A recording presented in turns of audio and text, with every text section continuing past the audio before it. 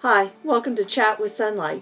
Like Sonlight's curriculum offerings, we will explore homeschooling through the lens of a literature-based, Christ-centered education. Join us for everything you might be interested in for organizing your homeschool, connecting with others, and details on literature-based learning, and maybe a few sneak peeks. Hi, welcome to Chat with Sonlight. I am here today with Jill Evely, a former SEC Sonlight representative and one of the first ladies I ever spoke to with Sonlight. I invited her today because I know she has experience as being a grandma helping in the homeschool world, but I want her to tell her story, and let's just dive into it. Jill? Hi, I'm Jill, and I met Johna. Well, she remembers me before I remember her because I was a consultant, and I guess she was the parent asking me questions. But then we worked together a little while as consultants many years ago. But I've since retired from Sonlight, or retired from being a consultant with Sonlight. And now, as she said, I homeschooled my own 5 children, but now I'm actually helping to homeschool 2 of my granddaughters. Jill, I'm not going to date us, but back in the day, they gave us a cassette tape of your workshop. That's how old it was. Wasn't great. But that was back in Kentucky when I lived up there, and we won't say how many decades it was, but it was more than one. Jill, could you tell us how many kids did you have that you homeschooled in your? Well, I have 5 children, and I homeschooled all of them for some of their curriculum years, some of their schooling years. My oldest son is 45. So when I pulled him out of school in 7th grade, that was in 1990. So it went back quite a ways. My youngest 2, I homeschooled with Sonlight, basically from when they were 3rd grade and 6th grade, and then all the way up through graduation. I now am expecting actually my 12th grandchild here in another couple months. All 5 of my children live within maybe 30 minutes of me. And so we see each other a lot. They're all married, have careers, self-supporting, great people. But because of some health issues that my daughter-in-law is working through, I am stepping in to help homeschool my grandchildren that are 3rd grade and 7th grade. They were being homeschooled mostly with Sonlight anyway. That's obviously my influence. And my daughter-in-law and my son really like Sonlight and went to some homeschool conventions and talked to people and what have you. And so I've stepped in to help with the 3rd grader and the 7th grader using mostly Sonlight curriculum. And I teach probably 60 to 70% of their homeschooling, not all of it. I consider myself part of the team. I was going to say, and you are probably a very vital part of that team. So what does a day with your grandkids look like? Okay, well, first of all, they come to my house just Monday through Wednesday. Friday, they have a homeschool co-op they go to. And fortunately for me, it's a really nice one. And so my older granddaughter that's in 7th grade, she's actually doing like basically a high school level botany zoology this year. So we don't have to deal with science, which is nice. She's doing Spanish there as well, and then some electives. So that helps take some of the stuff off the table right there that we don't have to teach, which is nice. So a typical day is, it's changed every day. We finally got into a pretty good routine where what we've done is mostly they do their math at home in the morning. So either they can have their dad help them, or sometimes their other grandma help them, or maybe they can do it on their own. My oldest granddaughter is doing Saxon, and my youngest one another curriculum. So they mostly do that unless they need help and they bring it with them.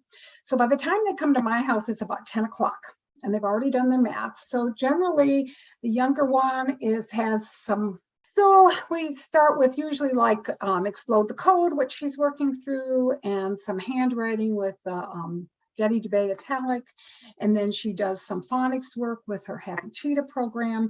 And I help with some of these and get her started, but mostly we can talk a little bit, she can get going on that. Meanwhile, my 12-year-old 7th grade granddaughter, now she's pretty independent, but she still needs some help along the way.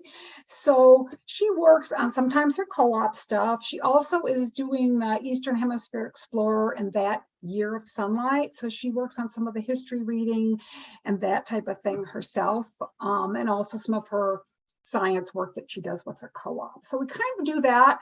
That takes a little while. A lot of times then it's time for lunch by the time we get that all done. I'm also doing a writing program with them. So we do some creative writing and grammar with that. Usually I keep them separate. They do separate things, sometimes together. Sometimes they have the same topic. Like we were working on rewriting Greek myths, for example. We did some of that. Well, they would both have the same assignment basically, but they would do it at different levels. I would have different expectations, obviously, and I would help the younger one more, and the older one doesn't really need so much help. After we get most of that done, then usually I do the read alouds, and that's my favorite part. I'll say, oh, this book. I remember this book. We did this back when Uncle Scotty was 10 years old or whatever. I get so excited about that. So we're just finishing, for instance, Master Puppeteer. But then some of that's a little bit hard for my 9-year-old, my 3rd grade student. And so I try to have another book that's more her level, and her mom picks it out. She picks it out from one of the lower Sonlight levels. So right now we're doing Year of the Baby. So while learning about China and Japan, well, I guess we're learning about Japan, we're doing Master Puppeteer, and then we're also working on Year of the Baby, which is kind of a Chinese culture focused adoption. It's really a nice story, but she can understand and relate to that better. So I try to have 2 books going that they can each one kind of relate to more, if that makes sense. So one for each, but something that they're still both able to. Yeah, and we talk about it, and sometimes too the history. There's a lot for my older granddaughter. There's a lot of kind of politics. I don't know if I want to say political history. I'll say it that way. And she doesn't really have a super great understanding of that, like most of us don't, as far as like when India and Pakistan split and all those different things. So usually I'll go through that with her at the same day. And I'll say, well, did you understand that? Did you not understand it? And maybe I don't understand it either, but if I can read through it, it refreshes my memory, or I can get an understanding and help her with that. Are you saying that we as moms, grandmas, we're still learning? Yes, still learning, or remembering what I used to know and I forgot. There's that as well. Because of the nature of being a grandparent homeschooling, it's different than being the parent, because the parent, my husband worked and I homeschooled basically, and he was my biggest cheerleader, but really all the decisions, or 95%, were my decisions about what we were going to learn, what we were going to do. What do you think? We'd maybe talk it over, but he was very wise, and he'd say, well, honey, whatever you think. And that was good, because of course my thoughts were always fantastic. As a grandma, it's a little different, because I'm trying to facilitate what they want their kids to learn. I'm trying to be part of their team and help them out during a hard situation. So because of that, I think the key thing, if you're a grandparent homeschooling, unless you actually have full guardianship of your grandchild, and it's a different situation than mine, is really communication. Just like a marriage or anything else, it's communication. So like, I'm always conscious of, these are their children. I am helping them school their children the way they want them schooled. And so I'll say, okay, what do you want us to do this week? Or what book do you think we should read? Or a lot of times my daughter-in-law will say, well, what do you think? We're doing this. Or what's your recommendation? And even like with the Explode the Code, Lily's finishing up on that. She'll say, do you think we should go to the next book? Do you think she needs that or not? And I'll say, yeah, I kind of really think she does, or I don't. And then she'll order it. We really communicate back and forth a lot, because we're in a team and we're trying to do the best thing for the kids. And that's really different. I've learned as a mother-in-law, I'll just toss this in. As a mother-in-law, I am a mother-in-law to 4 daughter-in-laws and 1 son-in-law. And the thing that I've learned the most is to just keep my mouth shut most of the time, because my husband and I did what we wanted to do raising our kids, and we kind of lived our lives the way and I don't feel like I have the chance, or I don't have, what do I want to say? I don't want to give them advice that they don't want to hear, or that I think, oh, well, this would be great. If what they're doing is perfectly fine, it's just not maybe what I would do. So I keep my mouth shut a lot, but try to facilitate what we can do working together as a team to just be good for the best for the kids. Right. I was going to say, you're talking and I'm thinking through, I'm like, so one, your opinions and all your, the ideas or whatever, you invested early by raising your son. And so you're getting to see the fruit of what you did Yes. with his being a parent now, is Yes. where I was going with that. Yeah, and you want to be part of that and to help encourage them and come underneath and be part of their foundation, not be any kind of a conflict. Right. I said, what can I do to help? And I thought, I can homeschool. I can help that way. Yeah. So, but it's not a help if you try to do your own thing and just say, well, this would be best for the children. It's better to come alongside, I think, and say, how can I help you? And what are you trying to accomplish? And what can I do to be part of that? So that's what I try to do. We try to do some crafts. We do some sewing.